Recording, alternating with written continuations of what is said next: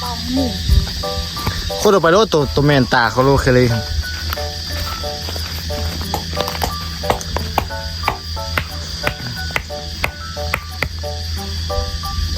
ตัวนี้อ้อทุกคนเลยห้องขนาดเลยตอนแรกนี่คือซิบโลดฟุ้นนะทุกคนเลยนี่ตัวแบบนี้มันบอกว่าตามตากับเด็ดทิมทุกคนนะง่ายสบายดียินดีตอนรับเข้าสู่ซองข้อมีหนาซาโลพบาลเด้อทุกคนเลยสบายดีกันตอนเช้าทุกคนเนาะวันนี้ก็คือฝนตกทุกคนเนาะฝนตกตอนว่างประมาณเที่ยงคืนเนาะประมาณเที่ยงคืน30 นาทีแหละพอสิตั้งโมงสิพากันไปกรีดยางบริกรีดยางสามทุกคนมื้อนี้ก็เลยว่าสิเข้าไปทางส่วนยางไม่คูนเนาะทุกคนสิเข้าไปย้ายไปนับเบี้ยยางเบิ่งเนาะไปนับต้นยางที่เฮากาไว้หั่นนะเพราะว่านับให้เขาเจ้าเพราะว่าเดี๋ยวน่าจะประมาณอีกเดือนนี้หรือว่าเดือนหน้าทุกคนเนาะเดือนนี้หรือว่าเดือนหน้าน่าจะเป็นเดือน6น่าจะได้เอาเบียร์อย่างให้เข้าเจ้าละเพราะว่าพอดีมันฝนมาลินมาทุกคนเนาะช่วงนี้ก็ฝนกระตกตลอดเนาะป่าซ่ามือกระตกซ่ามือกระตกจริงๆนะวันนี้ก็เลยสิเข้าไปนับไปไล่เบิ่งนะว่าสิโผกันบ่สินะว่าเขาจะจองมาเมื่อกี้มือซ่ามือล่างก็มีคนมาบ่อีกทุกคนเนาะเขาเจ้าอยากได้มองประมาณ150ไปเลยเพราะว่าเขาเจ้าอยากเอาไปสอนใส่ตัวที่มันตายทุกคนเนาะที่เขาจะปลูกแล้วนะเดี๋ยวเขาเข้าไปกันทุกคนตอนนี้แม่คูณต้นตาลแล้วก็พ่อสมศักดิ์เข้าไปก่อนแล้วเนาะต้นตาลก็คือสิเข้าไปตัดกล้วยจากน้อยไปให้หัวหน้าเนาะแล้วก็สิอ้อไปแปลงรถเลยมีแต่มีนาแม่คูณแล้วก็พ่อสมศักดิ์สิย้ายหั่นทุกคนไปเดี๋ยวไปกันเดี๋ยวไปเจอกันตอนฮอตส่วนอย่างเด้อฮอตส่วนอย่างแล้วทุกคนถางแบบยาแห้งทุกคนอันบอนที่มาแปลงมือนะขณะที่กุ๊กกี้คายทุกคนก็แบบนำก็คือแบบข้างเต็มเลยเพราะว่ามันเลิกทุกคนเนาะมันทางเชิงมันสู้แล้วทางมันเลิกนะมันตั้มเพราะอะไรเนี่ยไปขึ้นไปเบิ้งตัวแมวสันพาไปขึ้นไปสันไปลงมันลงมือก่อนทุกคนเนาะให้สาเหตุคางใหม่ทางเปลือกนะมาจนสุดทางเลยทางดีมีประมาณป้าจะมาทุกคนเนาะบ่อนึง2บ่อนี่แหละกันอะไรมันเป็นบวกเป็นน้ำมืดเต็มเลยนี่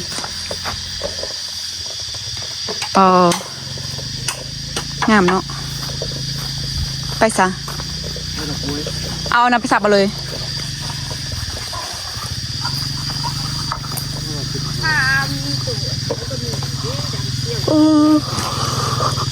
เกลือกล้วยปลาไหลเกลือปลาไหลเขือทุกคนเลือกเอาเกลือทางเขือน้อยโอ้ลืมเอาม่วงลงมาเพื่อนเอาม่วงมาให้นี่เด้อมาแล้วลืมติดเข้าโอกะเอ้ยรักมาหน่อยเข้าอีกบอกรักมาหน่อยเข้าอีกบอกคนเปื่อนมึงลุยน้ำมาเลยคนน่ะเข้าไปเบิ่งทางไหนทุกคนแดดแห้งขนาดเพราะว่าฝนตกเสาฝนตกบางดึกทุกคนเนาะคิดว่าเสียหน่อยสันลูกป้าบังแห้งเมื่อคืนนี้ว่าไปเข้านอนส่วนยานแบบยานขนาดทุกคนฟ้าห้องฟ้าลมมาแท้วะอุ้ยเป็นไม่ปีวะ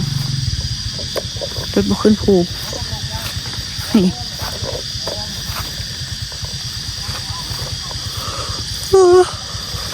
ขึ้นหมดแล้วทุกคนอันตัวที่บุขึ้นสุนังก็ยังมีอยู่ดิ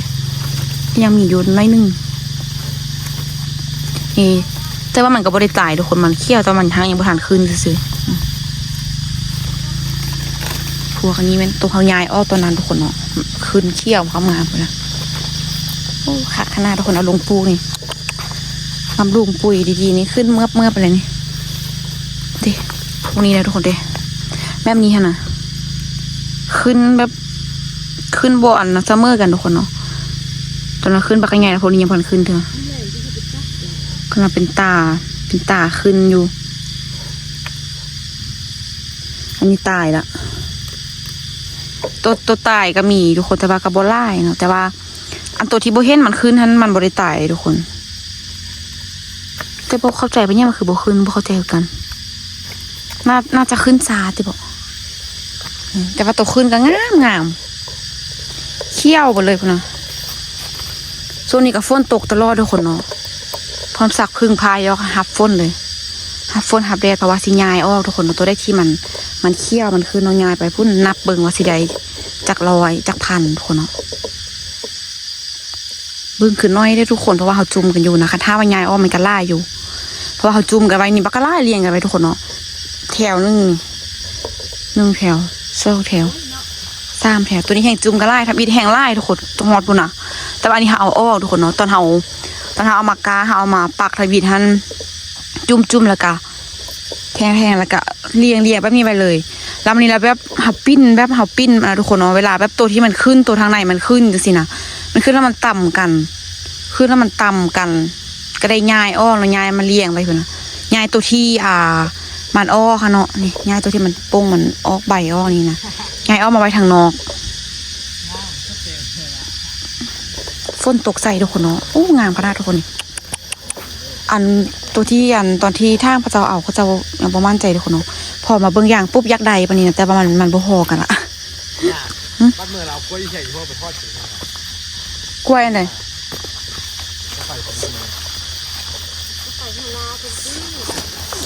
อันนี้ใบกุดใบนี้งามๆทุกคนเคี่ยวอยู่มาแล้วพอนะเดี๋ยวถ้าเพิ่มสักไปตัดไม้มาแป้งอีกตึมตัวหนึ่งทุกคนเนาะเพราะว่าสิยายออกกับใบตัวนี้ยายออกไว้ตัวนี้ไปตัดใหม่อยู่ในแผงบนตังทุกคนเนาะเพราะว่าหมาก็ได้ตั้งขึ้นคือเก่าอุ้ยตัวนี้นะแบ่งดันเล่นมือจับกูกาแย่มพังทุกคนเลยเลียดแห้งฝนตกมืออื่นซ้อมอะไรกันเลียดบักแห้งเมื่อคืนนี้ดีแต่บอกเขาไปกรีดยามตอนแรงทุกคนเนาะพอที่เข้าไปกรีดตอนแรงปะไว้สันคันบนนั้นแล้วแม่นลาดรถฝนลาดงวดวิกเมื่อกี้กับฝนลาดไปมีดนึงทุกคนเนาะไว้ใจไปทุกคนเลยบางทีแบบเบิดมือแด้ๆสินะมือแด้ๆตกตะแรงมามันเพราะว่าตกตอนดึกๆทุกคนเนาะตอนเที่ยงคืนนะบางทีก็ตกว่าตอน1 โมง2 โมงจังสินะตี 1 ตี 2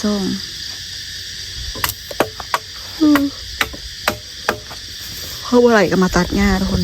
ตัดหญ้าส่วนอย่างน้อยอยู่ถึงคนว่าสิเข้ามา2-3 มื้อแต่บ่ทันได้เข้ามาเพราะว่ามันซักอย่างเฮ็ดตัวนี้บ่ทันแล้วก็เฮ็ดแล้วเมื่อวานนี้ก็เลยว่าพากันเข้ามาย้ายเบิ่งทุกคนนับเบิ่งว่าสิเรือว่าบ่พอพร้อมสักแปลงก็ทุกคน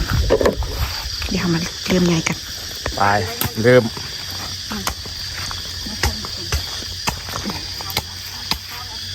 พวกนี้ก็ได้เอาออกเลยนะโอเคเป็นไงดิโอ้มด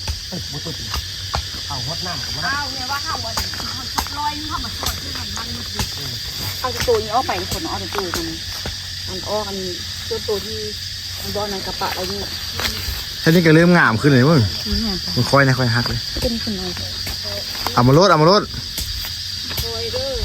ตัวนั้นก็ได้คอยเลยมุกุกา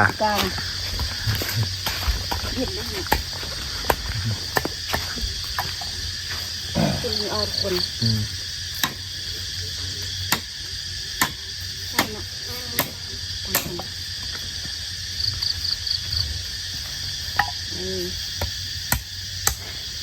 ต่อกูกล้าคือบุคคลคือมาห้ากระสัดงานให้ทุกคนชื่ออะไรว่าตอนที่มาใส่ปุ๋ยนะบุตรเยี่ยเนี่ยเนาะวัดเครื่องเดือนอยู่ปะวันเท่าไหร่ขึ้นในที่ล่างตัวนั้นงามกับหมูตัวนั้นตั้งคัลเลอร์เลยตัวนั้นตอนที่แม่มาใส่ปุ๋ยไงทุกคนที่พากันมาใส่ปุ๋ยนะง่ายอย่างบุหันขึ้นด้วยซ้ำเอาออกมาลดเนี่ยต้นแม่นฉันน่ะตัวนี้เอามาตรงนี้ตัวนี้หนาขึ้นเนาะก็เปลี่ยนอยู่เป็นแบบว่าเขาใส่ปุ๋ยเนาะปุ๋ยแล้วแบบฝนมันมาตลอดนะแล้วมีอะไรง่ายมันก็ขึ้นไวใช่ไหมเฮ้ยตาตัวจะหักกันเมื่อกี้มันแม่นะเจ้ามันนะเบาหมู่โคตรไปแล้วตัวแม่นตาเขาโลเคเลย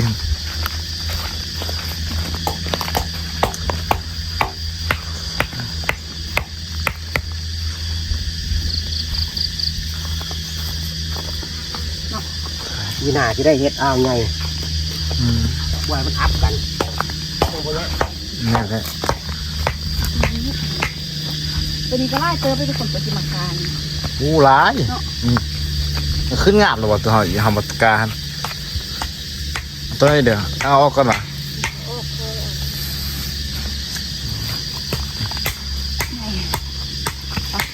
2,100หมดกันนี่เนาะ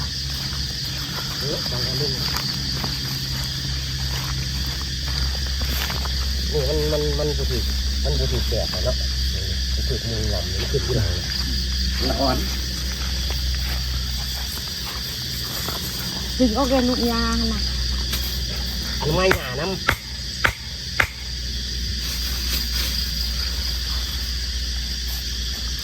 ที่มูด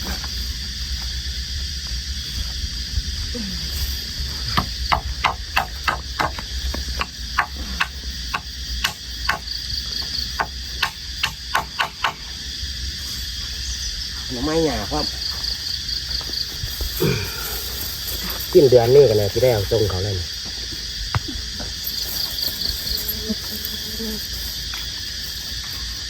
ชิ้นเดือนนี้ได้แก้บ่เพิ่นบ่ สิ้นเดือนนี้ก็ได้ตรงเขาแล้ว เพิ่นพากันจำเงินไว้หมดแล้วเนาะเห็นบ่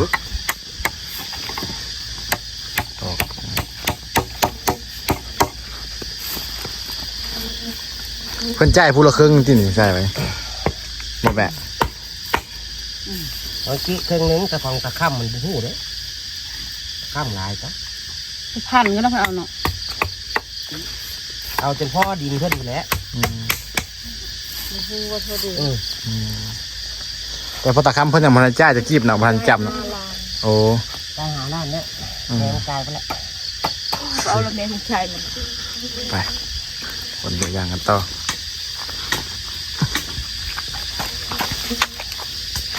ต้นนี้คือวัดไต่ โอ้ยได้ดีแล้ว ต้นว่างนี่เนาะ ตัวนี้เอาเดี๋ยว นี่สิ เอาตัวขึ้นนะคะตัวมันขึ้นดีเนาะงามไปเนาะเอาตัวมันขึ้นอันขึ้นบนทันไม่เองนะ เลียนสลับกันคืออีเม่เลยเนาะเลียนสลับกัน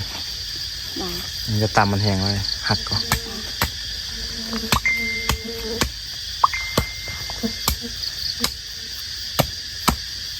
นี่เนาะ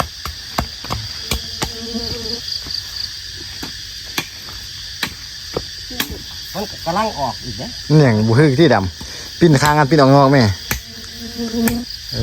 อ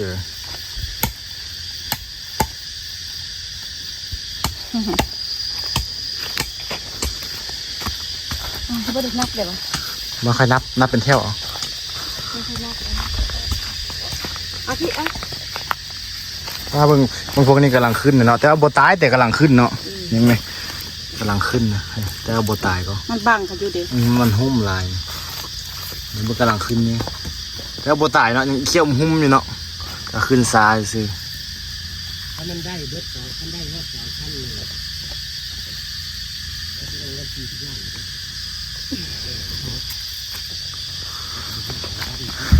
บักเตอร์ก็ถามอยู่ก็บักเตอร์ก็อยากได้ก็ บุญเงินบุญเงิน กูกล้าอายกล้องกูกล้าคือลบกล้องกูกล้า เป็นกล้องเซนลบกล้องอีกคนนะ แต่โดนน้ำบวกมา เปื้อนนะคนนะ จงจะยาก อ๋อแต่ว่าอันพวกนี้กันขนาดไปปลูกก็ได้ก่อนนี่พวกนี้ตาแค่ปลูกเลยก็ได้ มันก็บ่ตายว่ามันหา ขึ้นเลยแหละปลูกก็ แต่ว่าเรื่องพวกเขาเจ้าอัน มือเลือดหันได้มาติดตาอย่างเด้อ พวกเขาเจ้าซื้อ เขาเจ้าก็บ่อยากเอาแล้วแบบมันเขาเจ้าก็อยากเอาตัวมันขึ้นง่ายเลย เอาพูดได้ตาเขี้ยวก่อนตรงนี้เลย เอาติดตาเที่ยวเพื่อเขาอีเหี่ยมเพื่อผู้เดียวเขาอยากได้ แต่ว่านี่งามกว่าเพราะว่ามึงเรียกไปเขี้ยวหุ้มเลยแถวนี้ ตัวมันอยู่แท่นอกเดียวนี่นะมันขึ้นนั่นน่ะตัวมันอยู่แท่ไหนมันบังกันหมดบังมันบ่ขึ้น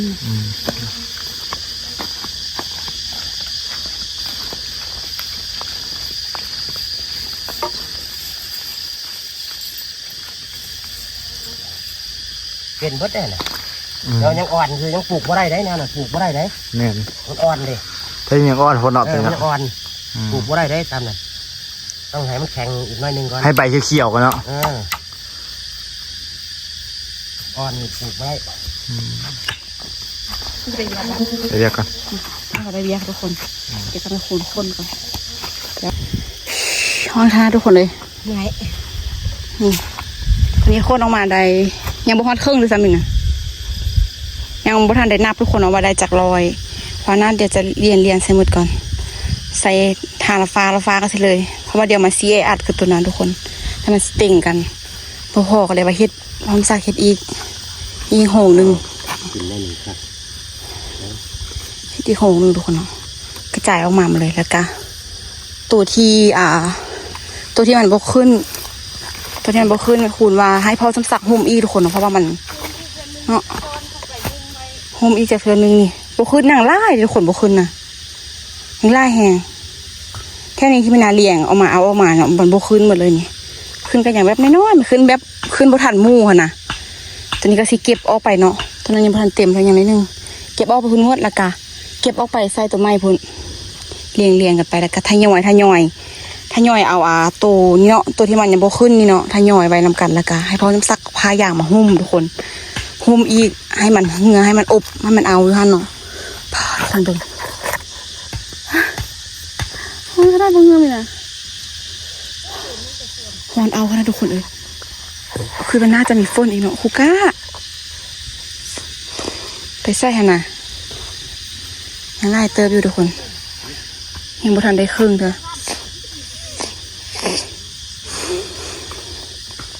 นี่เดี๋ยวตัวนี้เต็มแล้วก็เดี๋ยวเอาไปใส่ตัวนั้นอีกทุกคนเนาะใส่ตัวนั้นก็3แถวคือกันใส่ให้มันเต็มถึงเดือดหอนแห้งกันนะทุกคนเลยนี่ตัวนี้ก็ทยอยเก็บออกไปหมดเนาะ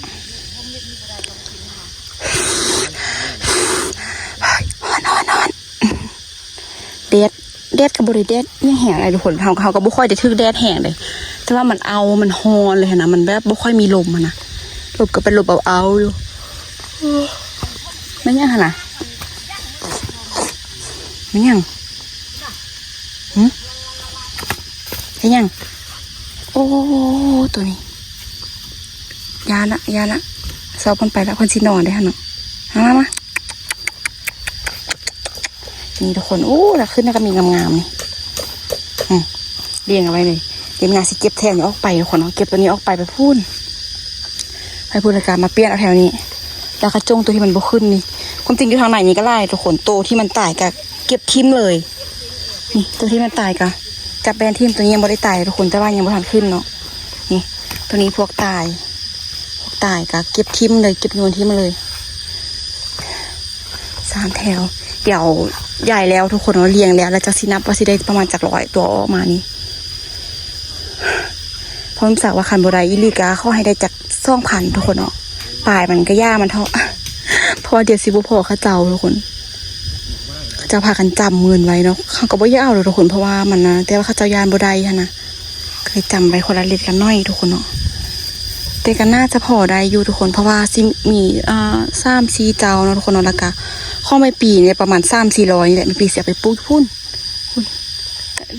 น่าจะพี่บริไทย ได้เท่าไหร่ข้าวๆเลยด้วย นับว่าเดี๋ยวนับกันทุกคน2 4 6 8 10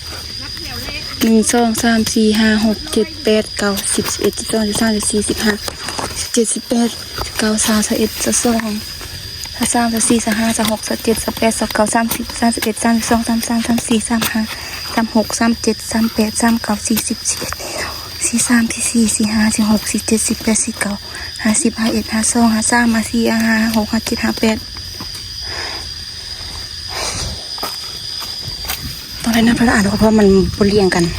59 60 61 62 63 64 65 67 68 69 70 71 72 73 74 75 76 77 78 79 80 81 82 83 84 85 86 87 88 89 90 91 92 93 94 95 96 97 98 99 101 1 2 3 4 5 6 7 8 9 10 11 12 13 14 15 16 17ร้อยกับ17แถวนี้ ซับกันที่หนึ่ง117นั่น117 งวด500ซั่นละบ่110ปลาย100 200 300ปลายให้ลองนับเบิ่งทุกคนเพราะว่ามันมีแบบตัวน้อยตัวใหญ่ได้หันอันว่างอะนะเบียร์มันนะมาเดี๋ยวนะเก็บตัวนั้นใส่มันเต็มเลยคนเราเดี๋ยวมานับกันเอาว่า3แถวนี้สิได้ประมาณจัก100ทันแล้วทุกคนลาพรสวยก่อนโอ้ได้พอค่ะเมื่อกี้บดมาแบบมีแหกค่ะเลยเมื่อกี้นะนี่เบิ่งตัวนี้ทุกคนตัวนี้ได้360ตัวนี้ก็เนาะตัวนี้สั้นกว่าตัวนี้ยาวกว่าตัวนั้น300ปลายนี่ทุกคนแยกกันไว้อีกตัวเป็นนออ่อนโป้งไม้กะเอามาไว้ทางนี้นะเพราะว่าหาบ่อยากเอาไว้แปะกันเพราะว่าตัวที่มันยังบ่ทันขึ้นนั่นก็คือสิหุ้มพร้อมไม้พักผ่อนพ้นสักขึ้นมือพุ่นค่ะตั้งไฟนี่เต้เดตัวนี้ก็คือปะเลยทุกคนเนาะเพราะว่ามาเอาเลี้ยงไว้จะดูดละอันนี้นะตัวนี้ก็เป็นตัวนี้ก็สิได้หุ้มทุกคนเนาะเพราะมันบ่ขึ้นน่ะตัวขึ้นนี่ก็ขึ้นแบบตัวอยากให้ขึ้นบ่ขึ้นแต่ว่าไปขึ้นตัวที่เขาจะบ่ให้ขึ้นเนาะมาขึ้นตามตู้ตามตามันทุกคนมาตาติดแล้วบ่ขึ้นแต่หัวขนาดนี่ฮ้อนนี่ตัวนี้มีนาจัดเรียงเรียบร้อยทุกคนเนาะท่าแต่พอน้ำสักคุมเลยนี่เดี๋ยวก็ซีทยอยเอาตัวนั้นมาใส่ทางนี้เนาะให้มันเต็มกันแล้วก็จังคุมสบายทางนั้นท่านใดละทุกคนนี่ยังแต่เท่านี้แหละนี่ยังแต่เท่านี้ได้นึงแล้วก็ตัวอ้อนหั่นเพราะว่าตัวนั้นหั่นปะไปให้เลยเนื้อจะว่ามันเลี้ยงกันเป็นซ่องแถวมาแล้วเนาะทุกคนเนาะมาเลี้ยงแต่โดนพูนะตอนที่เราเริ่มเอาเข้าไม่รู้สึกว่ามันเริ่มออกละก็เลยว่าต้องมายายเนาะยายตัวนั้นออกแต่ว่ามาตัวนี้กะมันก็ขึ้นเขี้ยวอีกฉะนั้นทุกคนเบิ่งเงินมันนะเสร็จว่ะเมื่อขนาดเลยฮอนะทุกคนที่ว่าคันว่าแดดบดคันว่ามันฟ้าบดมันกับบ่เมื่อยแห้งเนาะอันนี้มันฮอนมันเอาแล้วคือจังแบบฝนสิตกอีกทุกคนเลยจนเมื่อยเสร็จเหงื่อจะแบบง้อยเข้าตาจนแสบหมดฮอนแห้งขนาดมันมีล้างหน้าล้างตาละมาปึ๊บเลยทุกคนเลยบริทาคนกันแดดเลย กันแต่เหงื่อทุกคนเนาะนี่มีคุณกับพ่อซักขึ้นมาแล้วเดี๋ยวมีนาก็สิขึ้นมาทุกคนเดี๋ยวพักผ่อนกินข้าวแล้วก็เดี๋ยวน่าจะได้ลงมาเฮ็ดอีกเนาะทุกคนเนาะเพราะว่าเดี๋ยวว่าง30 โมงมีนาก็สิเข้าไปกินอย่างอีกเพราะว่าตอนเช้ามันฝนตกทุกคนเลยบริกีต้องแบบเท้าตอนแรงเอานี่1 แถว 2 แถวหันใดมาแล้วนะทุกคนนี่อย่างตัวนี้อย่างแถวนี่แหละแล้วก็เอาตัวยอดอ่อนทุกคนเนาะยอดอ่อนหันไปไว้ทางที่พร้อมสักเอาไปหันยอดแบบนี้นะเขาจะปนกันทุกคนเนาะเพราะว่าตัวที่มันแก้แบบนี้หันท้ายเดือนทุกคนเนาะท้ายเดือน5นี่ท้ายเดือนพฤษภาท้ายเดือน5หรือโปรกัสต้นเดือน6ทุกคนเนาะสิได้เอาให้ข้าเจ้าลงปลูกละสิได้เอาไปส่งข้าเจ้าจะบ่มาเองเลยทุกคนเขาจะได้ตั้งไปส่งเนาะน่าจะสรุปอีแตนไปทางได้ไล่บอกกับใส่รถอันนั้นมาเนาะรถใหญ่รถกระบะมาก็ได้นี่แถวนี้งามแฮะทุกคนแถวนี้บ่ค่อยมีเลยตัวบ่ขึ้นให้จะขึ้นเหมือนเพราะว่าเขาแยกออกแต่ดุนเนาะมันก็ขึ้นเสมอกันนะทุกคนนะอย่างแบบเครือพันเลยทุกคนตัวที่มันบ่ขึ้นนะคันถ้าว่าตัวนี้ขึ้นก็โอ้มันนี้บ่หัวสิพอเขาจะรู้บ่ทุกคนเนาะเพราะว่าคนละ500-600สินะเนาะคนละ700-800จังสินะตัวนั้นก็ได้300 ปลายแล้วตัวนี้ยังบ่ทันได้นับทุกคนเนาะให้มันเต็มก่อนแล้วก็จังนับใส่ผู้กล้าเมื่อบ่ฮอนแห้งผู้กล้านี่นะซอกนอนบอนแต่เย็นๆอีกฮอนทุกคนเลยรู้สึกให้ใจบ่ยังบ่เต็มแฮงตัวนี้นะไปดีมานาข้อขึ้นมื้อเที่ยงทุกคนเลยเดี๋ยวตอนแรกเรามาเบิ่งกันใหม่เนาะมาชี้รวมๆทั้งหมดที่เฮาเอาออกมาสิได้ประมาณจัก100ทุกคนเนาะสิพอก็เจ้าอยู่บ่แล้วเดี๋ยวตัวนี้ให้พ่อสักมาคุมน่าจะถ้าบ่เป็นมือแรงก็น่าจะเป็นมืออื่นทุกคนเนาะเดี๋ยวจะมาคุมนี่ไปแต่กะสิมาล้อมตัวนี้อีกเพราะว่าเดี๋ยวใกล้ทุกคนแล้วบ่ก็ลมพัดลมเพมมันก็สิลมสินะเดี๋ยวมันสิหักถ้าทุกคนได้ขึ้นไปกันฟูกาไปขึ้นไป3 โหงทุกคนโหง1โหง2โหง3ไปเจอกันตอนแรงบ๊ายมาลงมาทุกคนลงมาแต่ตอนช่องมือจะมาจัดตัวนี้เอาตัวนี้ออกทุกคนดิห้องขนาดเลย ตอนแรกคือซิบอลอดฝนนะทุกคนนะนี่ตัวแบบนี้มันบอกว่าตามตากับเด็ดทิมทุกคนนะง่ายก็ที่ฝากไปตัดไม้แล้วเนี่ยก็ไม่คุณมาคุณท่าตัดไม้ไว้มือตัวนั้นทุกคนไปเอามันเพราะว่าเดี๋ยวมีฝนมีไก่อย่างเงี้ยมาซับได้ไงทุกคนตัวบอกมีมาทานขึ้นอย่ามาท่าเบิ้งบัดตอนขุ่มทุกคนนะลองขุ่มมันเบิ้งบัดที่ขึ้นแล้วบอกคันตัวขึ้นกระปอยจ่อยเลยตัวตายกันนวลทิมออกไปนอนเลย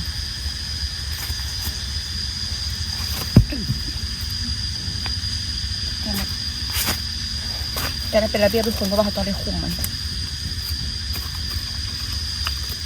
จัดบนนี้เลยไปจัดทางเลยเดี๋ยวจัดตัวนี้เอาก่อนเพื่อเขายาวจริงบอลติดไม่ขึ้นบุขึ้นทุกคนเลย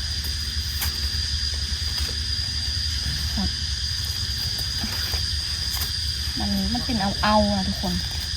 นี่แบบนี้ก็คือตายคนเราตายแล้วคือมือทิ้มเลยทิ้มเลยค่ะทิ้งไปเลยแบบนี้งามก็มีขึ้นดีขนาดงามขนาดพอจับเลยทุกคนตัวนี้ตายหรอตายงอ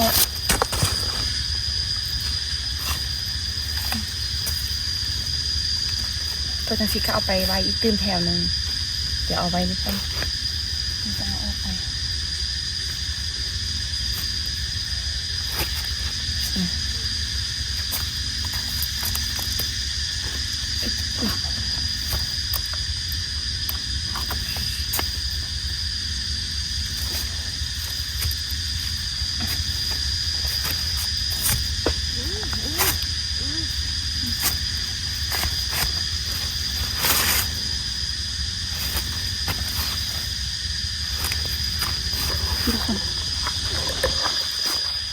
นี่พวกนี้ก็ปุ่นกันอยู่นอนนี่ตัวขึ้นตัวโบขึ้นก็ได้เดี๋ยวเก็บแถวนี้ออกก่อนแล้วเดี๋ยวจะไปเบิ่งแถวนั้นใช่แม่วะ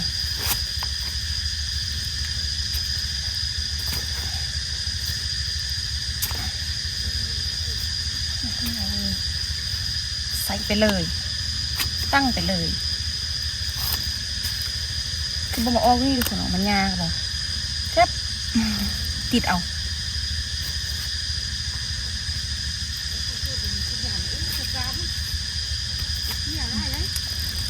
โอ้ตัวนี้มันหักทุกคนดิยอดมันหักบอกกับตัวอันนั้นกินเนาะตัวตะกะแตนไล่เลยทุกคนตัวแมงไม้มันกินนะต้องขุมต้องบังเลยทุกคนเนาะตัวใหญ่ก็มากินแต่ตัวอ่อนๆอ่อนๆนะ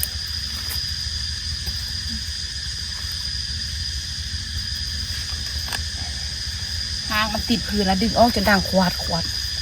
ดิเพราะว่าเขาตั้งไว้ดูทุกคนหักติดลงพื้นแล้วก้ามาเนี่ยไล่บุไล่อันบุโอ้จะใส่ไปดิบุพันฝ่ายอยู่ปะไทยก็ปากกันได้เบิ้งคือน้อยซื้อได้จนนับแม่งนับแม่หันเพราะว่ามันบ่มีนะดิมันมีแต่ก้างมันที่เขาเรียกบุ้งคือว่าน้อยโอ้โหเข้าซัมบูเด่น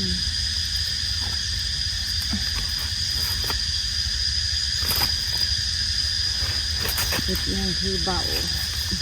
ตึ๊กจัดบริการโภคไล่เพื่อแล้วยังจะอึดให้จัดเป็นระเบียบอ่ะเรียบร้อยแล้วทุกคนแล้วละตอนนี้ก็หุ้มไปละพอดีต้นตาลเอาไทเกอร์มาเนาะหุ้มแล้วก็คนยิ่งเรียงไปหมดละเอาคุก้าแม่มุ่นนะพุ่นน่ะเอามาชิลมแล้วเอามาตัวนี้หุ้มเต่งไปทุกคนเนาะเดี๋ยวท่าเบิ้งอีกท้ายเดือนว่ามันสิขึ้นอยู่ปุ๊ทุกคนสายก็ไปแปลงรถมาหาไทเกอร์มาแปลงหัวนี่ตัวนี้กะล้อมเรียบร้อยละเต้ยเขาเลยบุมาแขมมันดิไปฮอนเห็นคนแดดป่ะ บ่ได้มุ่งเลยบ่พอมุ่งดีบ่พอมุ่งเลยมันบ่ ให้มันติดแดดเลยมันติดแดดมันแข็งแห้งบาดนี่เพราะว่าเขาจะเอาออกปลูกอย่างนี้ ช่วงนี้ฝนกระตกตลอดทุกคนเลย ต้องให้มันติดแดดได้บาด ถึกฝนถึกแดดดูตัวนี้นะถึงกระลอมมัดนี่แกงามขนาดทุกคนเขี้ยวได้รวมๆทั้งหมดทุกคนที่มันขึ้นเขี้ยวเลยก็คือพันป่ายเนาะ1,100กับ15เบาปลายางที่พ่อก็เจ้าซะทุกคนถ้าเบิ่งตัวจริงทุกคนเนาะเพราะว่าเดี๋ยวตัวสุดท้ายนั้นเฮาหุ้มใบเบิ่งท่าเบิ่งท้ายเดือนทุกคนเนาะ อันนี้ก็เลยเนาะ ถ้าว่ามันขึ้นก็จะ เข้าไปแล้วเข้าไปแล้ว ที่เราลงปลูกอยู่ป่ะตัวนะตัวหุ้มใบอะนะ ทันเขาก็ เอาอะไรดู เดือน8เดือน9 ใช่ป่ะ เอาไปทันมันออกกับทัน เนาะตัวนี้นี่ก็เดือน6เดือน7ก็ได้ปลูกแล้วตัวนี้เนาะเดือนท้ายเดือนก็เริ่มทยอยส่งข้าเจ้าทุกคนส่งข้าเจ้าเพราะว่าข้าเจ้ามาจองแล้วนี่โอ้งามเดี๋ยวซีลงไปเก็บปลากู้ทุกคนมันก็ซีได้ออกไปพูดน่ะนะคลิปนี้ก็ซีประมาณนี้เลยทุกคนเดี๋ยวขอตัวลาไปก่อนเด้อจะได้กาแฟทุกคนกดไลค์กดแชร์กดติดตามเพื่อเป็นกำลังใจในการในคลิปต่อไปเดี๋ยวขอตัวลาไปก่อนไว้เจอกันคลิปหน้าบ๊ายบาย